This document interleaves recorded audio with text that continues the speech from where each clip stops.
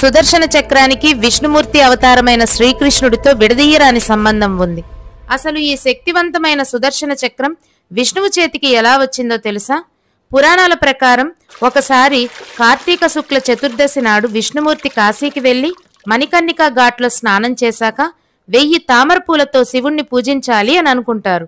శివ సహస్రనామ స్తోత్రం చదువుతూ తామర పూలతో శివ పూజ చేశారు విష్ణుమూర్తి. 999 నామాలు పూర్తయ్యాయి. చివరి నామం చదవాల్సి ఉండగా పరమేశ్వరుడు విష్ణువు యొక్క భక్తిని పరీక్షిద్దామని ఒక తామర పువ్వును మాయం చేస్తాడు.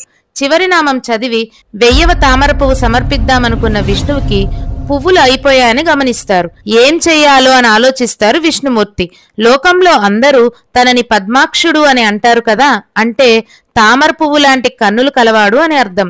అందువల్ల తక్కువ వచ్చిన పద్మం స్థానంలో తన నేత్రాన్ని తీసి ఉంచబోతారు.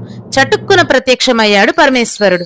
విష్ణు భక్తికి మెచ్చి ఇలా అంటారు, ఓ శ్రీహరి, విశ్వంలో నీలాంటి భక్తుడు లేదు, ఇదిగో నా బహుమతి అని అత్యంత మహిమగల సుదర్శన చక్రాన్ని శివుడు శ్రీహరికి సమర్పించి, ఈ చక్రం రాక్షసులను నాశనం చేస్తుందని, 3 లోకాల్లో ఇది సాటిలేని ఆయుధం అని చెప్తారు. అంతేకాదు, ఈ రోజు నుంచి కార్తీక శుక్ల చతుర్దశిని వైకుంఠ చతుర్దశి అని పిలుస్తారు. ఈ రోజు ఉపవాసం ఉండి మొదట మిమ్మల్ని, తర్వాత నన్ను పూజించే వ్యక్తి వైకుంఠ లోకాన్ని చేరుకుంటారు అని వరమిస్తాడు పరమేశ్వరుడు. అందుకే ప్రతి సంవత్సరం కార్తీక మాసంలో వచ్చే కార్తీక పౌర్ణమికి 1 రోజు ముందు వైకుంఠ చతుర్దశి జరుపుకుంటారు. ఆ రోజు విష్ణువు మరియు శివుణ్ణి ఆరాధిస్తే మంచి ఫలితాలు లభిస్తాయని నమ్మకం.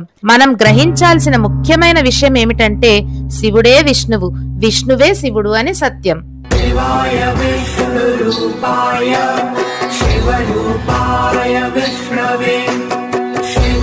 हृदयं विष्णुः विष्णोश्च हृदयं शिवः।